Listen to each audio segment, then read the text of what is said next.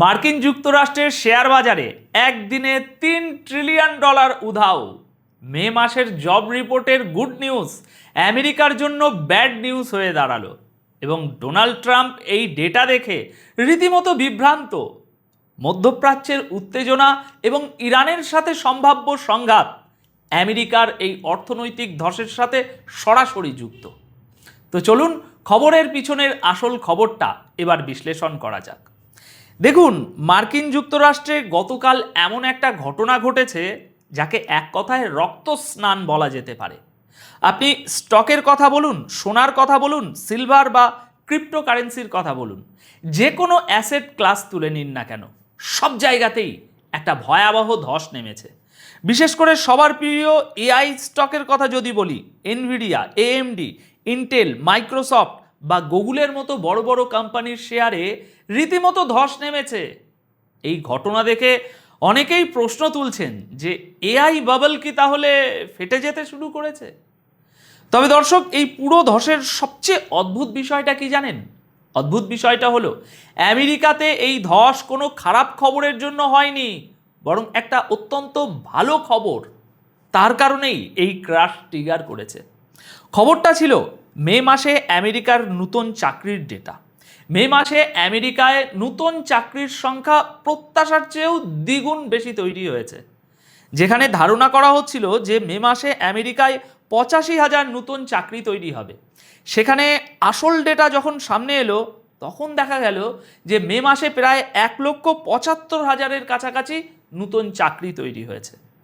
এখন সাধারণ লজিকে তো এটা দারুণ খবর। দেশের অর্থনীতি ভালো চলছে, নতুন চাকরি তৈরি হচ্ছে, তার মানে তো শেয়ার বাজারের রকেট গতিতে ওপরে ওঠার কথা শেয়ার বাজার। কিন্তু আসল ব্যাপারটা হলো ওয়াল স্ট্রিটের কাছে এই ভালো খবরটাই একটা ভয়ঙ্কর খারাপ খবর হিসাবে দেখা দিল এবং মার্কেট হুড়মুড় করে ভেঙে পড়ল। ডোনাল্ড ট্রাম্প স্বয়ং এই পরিস্থিতি দেখে বেশ বিরক্ত এবং চিন্তিত। তিনি বলছেন, এত চমৎকার একটা জব রিপোর্ট আসলো, প্রত্যাশার দ্বিগুণ চাকরি তৈরি হলো, তাহলে স্টক মার্কেট তো উপরে যাওয়ার কথা, নিচে নামছে কেন?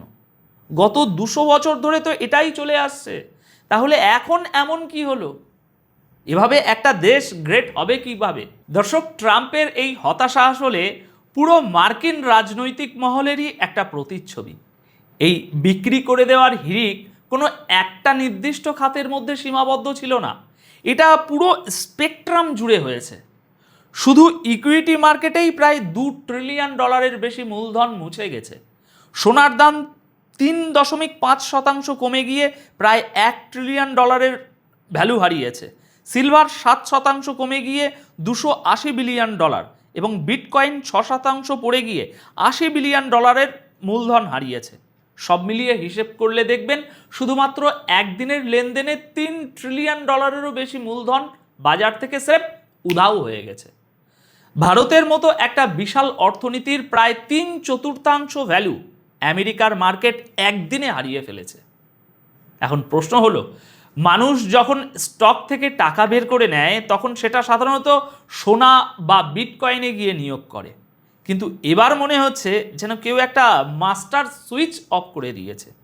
ইকুইটি, ক্রিপ্টো, মেটাল সব জায়গা থেকে একসাথে টাকা তুলে নেওয়া হচ্ছে।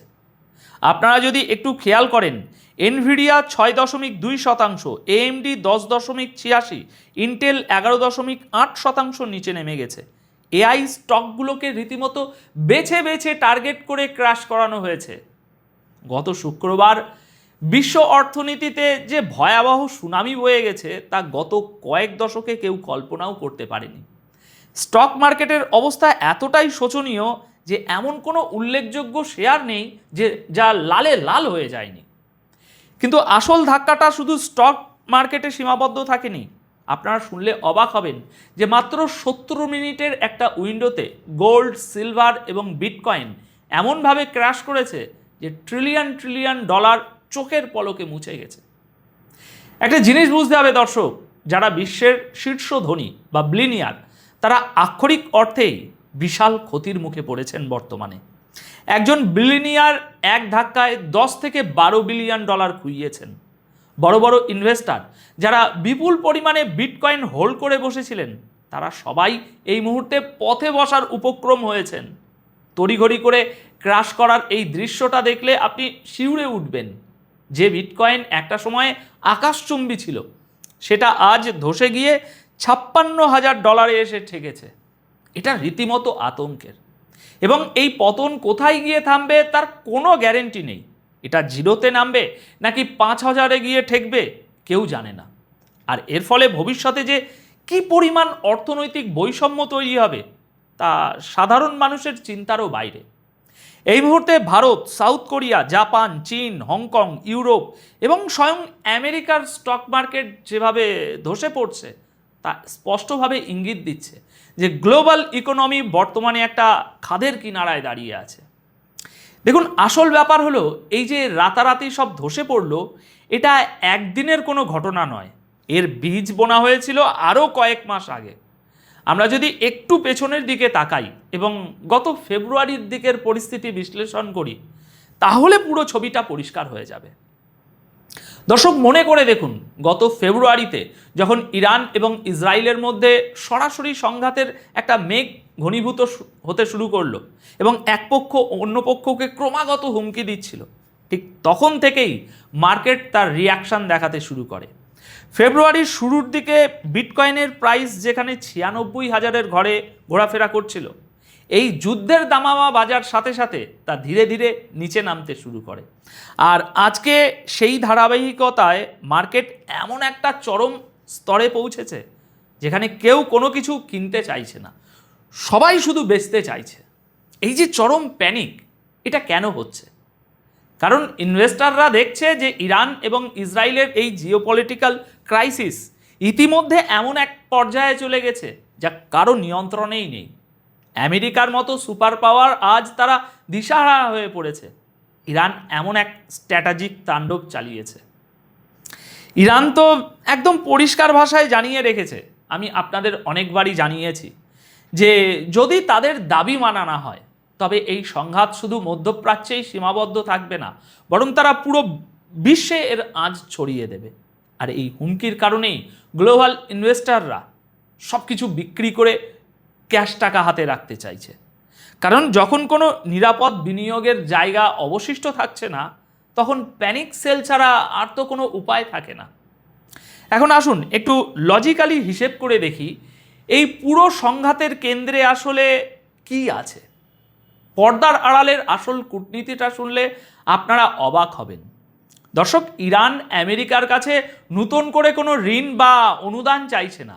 তারা বলছে, আমাদের যে $24 বিলিয়ন তোমরা এবং তোমাদের মিত্ররা ফ্রিজ করে রেখেছ, সেই তেল বিক্রির টাকাটা আমাদের ফেরত দাও। ইরান এমনকি এও বলেছে যে আপাতত এই 24 বিলিয়ন থেকে অন্তত $12 বিলিয়ন তাদের রিলিজ করে দেয়া হোক। এখন হিসাবটা মেলান। আমেরিকার বড় বড় কর্পোরেট কোম্পানিগুলোর দিকে তাকান। মার্কেটের এই চরম আতঙ্কের কারণে মাত্র 70 মিনিটে সেখান থেকে প্রায় $2 ট্রিলিয়ন হাওয়া হয়ে গেছে। দেখুন, জীবনে দুই ধরনের লস থাকে, একটা ছোট লস আর একটা বড় লস। একজন বুদ্ধিমান মানুষ সবসময় ছোট লসটা মেনে নিয়ে বড় লস থেকে বাঁচার চেষ্টা করে, কিন্তু পশ্চিমা নীতি নির্ধারকদের ইগো এবং অহংকার তাদের অন্ধ করে দিয়েছে। তারা ইরানকে তাদের নিজেদের $12 বিলিয়ন ফেরত দিতে রাজি নয়, কিন্তু জেদের বসে গ্লোবাল মার্কেট থেকে ট্রিলিয়ন ট্রিলিয়ন ডলারের ক্ষতি একেবারে নীরবে হজম করে নিচ্ছে। ইসরায়েলকে খুশি রাখতে এবং নিজেদের সুপার পাওয়ার ইমেজ ধরে রাখতে গিয়ে তারা নিজেদের অর্থনীতিকেই গলা টিপে হত্যা করছে।